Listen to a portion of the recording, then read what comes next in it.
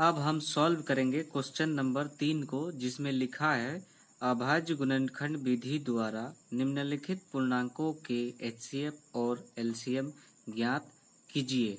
तो पिछले वीडियो में हमने बताया था कि अभाज्य गुणनखंड विधि द्वारा एचसीएफ और एलसीएम कैसे निकालते हैं।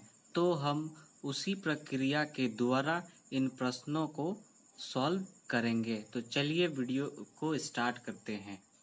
पहला क्वेश्चन है 12, 15 और 21। तो अलग अलग तरीके से 12 और 15 और 21 का अभाज्य गुणनखंड ज्ञात करते हैं। तो सबसे पहले 12 2 से जाएगा, 2 छक्के 12, फिर 2 से जाएगा, 2 तिये 6, फिर 15 का निकाल लेते हैं तो 15 जाएगा, 3 पंजे 15। उस तरह से 21 का 3 साते 21।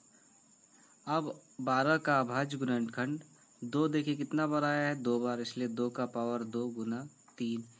15 का अभाज्य गुणनखंड तो 15 का 3 गुने 5। उस तरह से 21 का अभाज्य गुणनखंड 3 गुना 7। अब एचसीएफ ज्ञात करना है तो हम देखेंगे तीनों में कौन सी संख्या कॉमन है। तो यहाँ पर देख रहे हैं तीनों में 3 कॉमन है, तो हमारा जो एचसीएफ होगा, एचसीएफ बराबर 3 होगा और एलसीएम बराबर होगा संबंधित संख्याओं के सबसे बड़ी घात का गुणनफल। तो यहाँ पर देखिए 2 का बड़ी घात 2 का पावर 2 है, इसलिए 2 का पावर 2, फिर 3, फिर 5, फिर 7।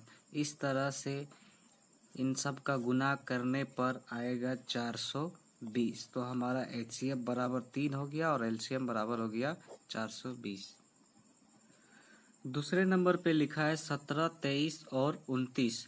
तो ये सब संख्याएं अभाज्य संख्या के रूप में 17, 23 और 29।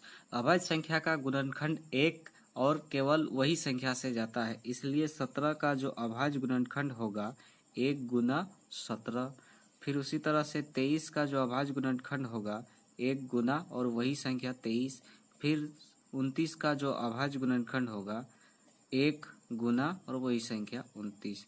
इस तरह से एचसीएफ बराबर होगा, जो कॉमन मिल रहा है 1, और एलसीएम बराबर होगा जो कॉमन मिला वो संख्या, जो कॉमन नहीं मिला है वो सब संख्या का गुणनफल। 17 गुना 23 गुना 29। जब इन संख्याओं को गुना करेंगे तो मेरा आंसर आएगा 1, 1, 3, 3, 9 और हमारा एलसीएम हो गया 11,339।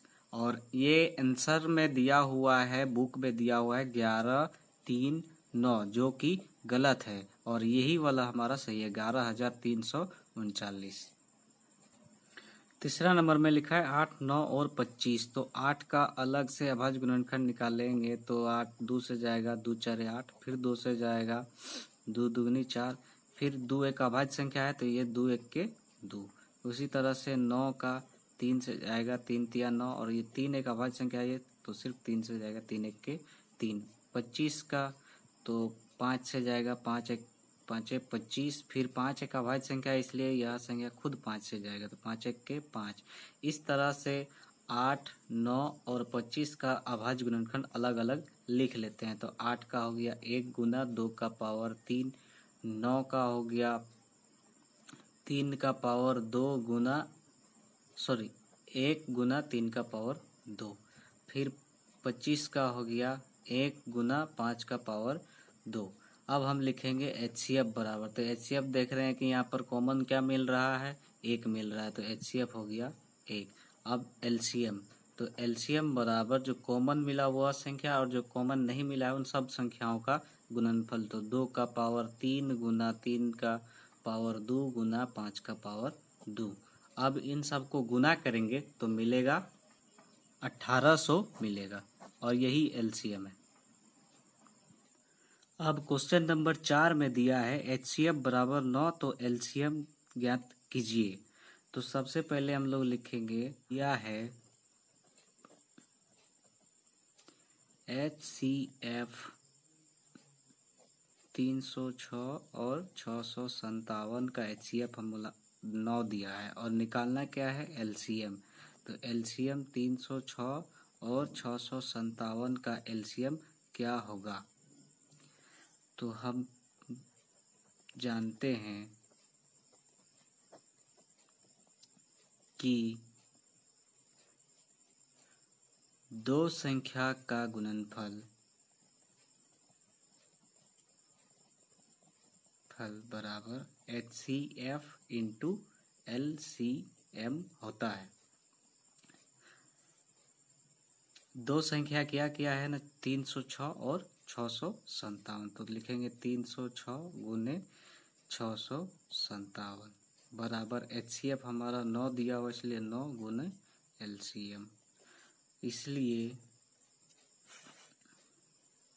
इसलिए LCM 306 और 657 का LCM होगा दोनों संख्याओं का गुणनफल 306 गुने 657 बट्टे 9।